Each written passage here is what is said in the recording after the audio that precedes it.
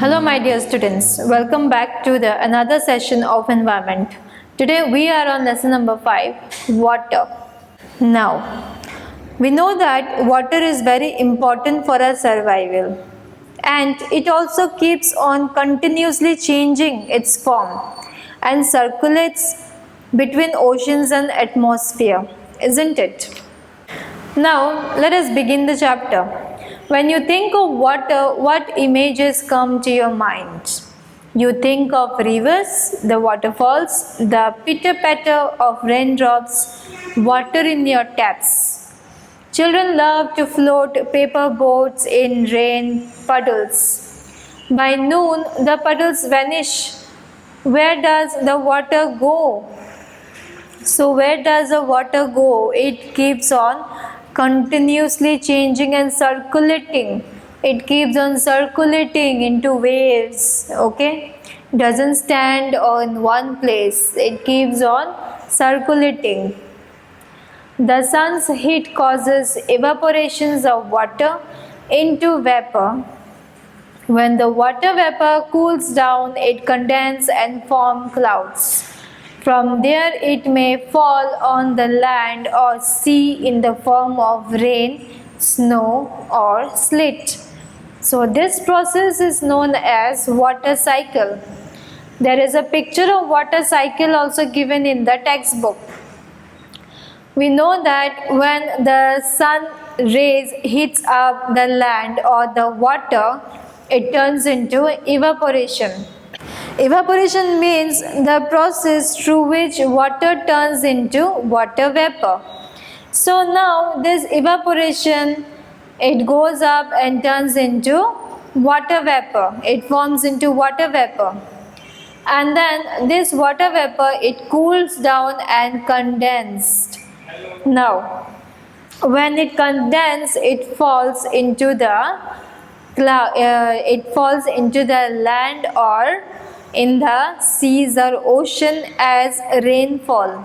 So that is known as precipitation. Precipitation means in the form of rain. So this is water cycle.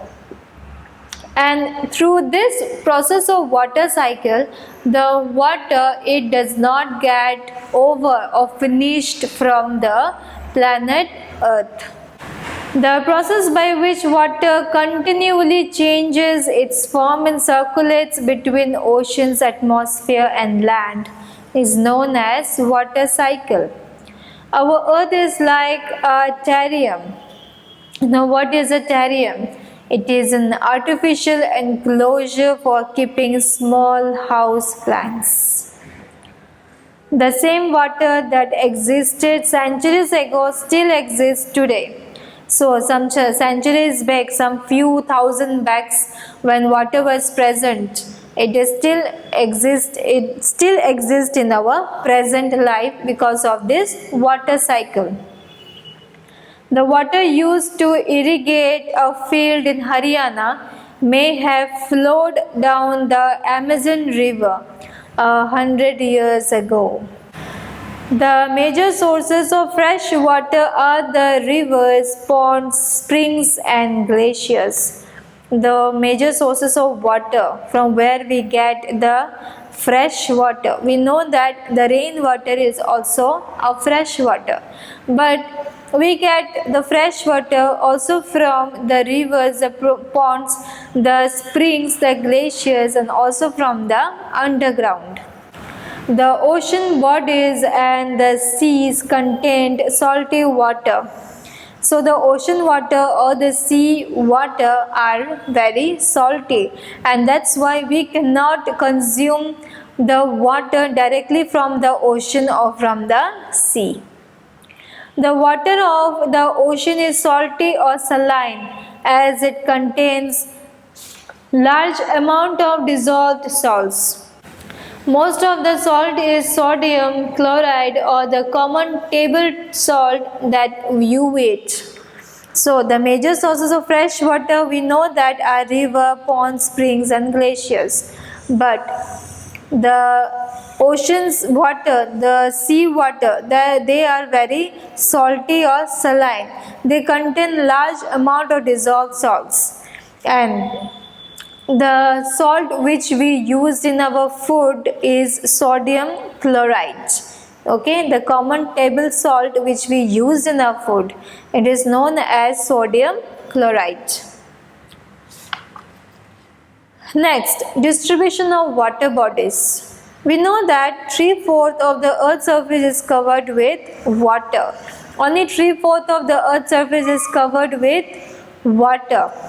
Okay, now there is a distribution of water bodies. How much? Which from where we get the fresh water, and how much percentage of water we can consume, and from that how much water is salty or saline. We all know that 3/4 of the earth's surface is covered by water. If there is more water than land on this earth, why do many countries face water scarcity? We know that we have 3/4 of the earth's surface covered with water, and that's why the planet Earth is also known as blue planet. But if 3/4 of the earth's surface is covered with water, then why many countries faces water scarcity? What is the reason? Is all the water on earth available to us? The following table gives the distribution of water in percentage. Now, oceans is covered with 97.3 water, which is saline or salty water, and this water we cannot consume directly. Next, ice caps, groundwater, freshwater lakes, inland seas and salt lakes, atmosphere, rivers. Their percentage is: ice cap is 02.0, groundwater 0.68, freshwater lakes 0.009, inland seas and salt lakes 0.009, atmosphere, the water which is present in the air, it has 0.0019. Then rivers, it has 0.0001. So together we have this much. The calculation is 100. Now see, from the total 100, 97.3 water, 0.3 percentage is saline water. That means we have very less quantity of water which is very fresh and can be consumed by us, is very less. So only 3% is fresh water. Only 3% is fresh water.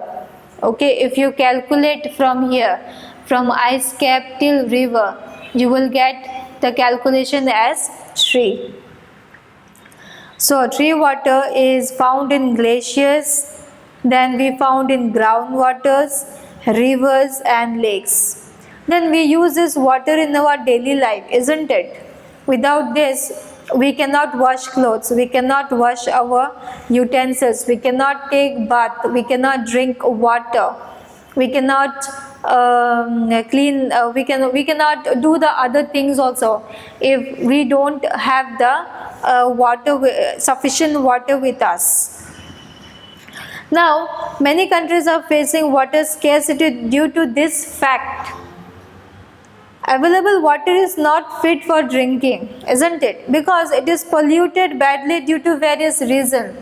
The water is also polluted due to various reasons, because of air pollution, then because of water pollution, the harmful gases which comes out from the factories, which comes out from the vehicles, then due to burning of garbages. All these are polluting our air as well as our water. Then in the air also we have 0.0019% water present in the air. So if we are having air pollution, that means the first thing, we will not have the oxygen level, and second thing, the water will be polluted which is present in the air. Now there is an activity in order to understand more about the distribution of water bodies. Take 2 liters of water. Let it represent the total water on the surface of the earth. Measure out 12 spoons of water from this vessel into another bowl. So you take 2 liters of water, and then from the 2 liters of water you take a spoon and take out 12 spoons of water from the vessel and put it in the another vessel. The water that is left behind in the vessel represents the salty water found in oceans and seas. This water is obviously not fit for consuming. It is saline, contains salt. So after taking 12 spoons of water from the vessel, from the 2 liters of water, the quantity of water which is present in the vessel, it represents the water which is present in the ocean or seas, and the leftover water, it represents the fresh water which we consume or which we use in our daily life. The 12 spoon of water that was taken in a bowl is the total amount of fresh water on earth. See, so little water we have which is very fresh, and that's why we have to use it very carefully so that we don't suffer from water scarcity like how other countries are suffering. Now next we have ocean circulation. Now there is something magical about walking bare feet on the seashore. The wet sand on the beach, the cool breeze, the seabirds, the smell of the salt in the air, and music of the waves. Everything is so fascinating. So when we go near the seas, when we walk on the sand with barefoot, how do we feel? We feel so good. It is something very fascinating. We just play a mild music, we listen to the music, then we just walk near the seashore. We can feel the wet sand, then we can also see the clear sky, then the wind coming, blowing from the oceans or from the seas. All these things, it makes us so good. It feels us so good, isn't it? It is so fascinating, and we don't even like to go back home. Unlike the calm waters of ponds and lakes, ocean water keeps moving continuously. It is never still. The movements that occur in oceans can be broadly categorized as waves, tides, and currents. So, ponds and lakes have calm water, whereas ocean water keeps on moving continuously. So, this movement that occur in the ocean can be categorized into waves, into tides, and into currents that flows, the water that flows. Okay, so let us see. The first is waves. Now, during stormy weather, huge waves are formed, isn't it? These waves are very strong and causes heavy destructions. Like when we have a cyclone, wind, the speed of the wind becomes higher, the waves become more higher. It reaches at a great height, and then it destroys many property on the land. So these waves are very strong and causes heavy destructions. Distributions caused by an earthquake on the sea floor result in the formation of huge tidal waves on the surface. It means, let us see, read this and understand more. When you are playing throw ball on the beach and the ball falls into the water, what happens? When you throw a ball on the water, what will you see? It is fun to watch how the ball gets washed back to the shore by the waves. If you throw the ball while playing, if your ball gets into the water, okay, if it falls into the water, what will happen? Will the ball stand in one place, or it will keep on moving along with the waves? Obviously it will keep on moving along with the waves, because we know that the water, it keeps on moving, and the oceans, when we see the oceans or the seas, we can see the waves moving in this direction, isn't it? Then when the water on the surface of the ocean rises and falls alternately, they are called waves. So when the water on the surface and the ocean rises high, it turns into waves. During a storm, as I told you, during the storm or cyclone, the wind blowing at a very high speed and forming a huge waves. This may cause tremendous destruction. An earthquake, a volcanic eruptions, or underwater landslides can shift large amounts of ocean water. As a result, a huge tidal wave called tsunami that may be as high as 15 meters is formed. The largest tsunami ever measured was 150 meters high. These waves travel at a speed of more than 700 km per hour.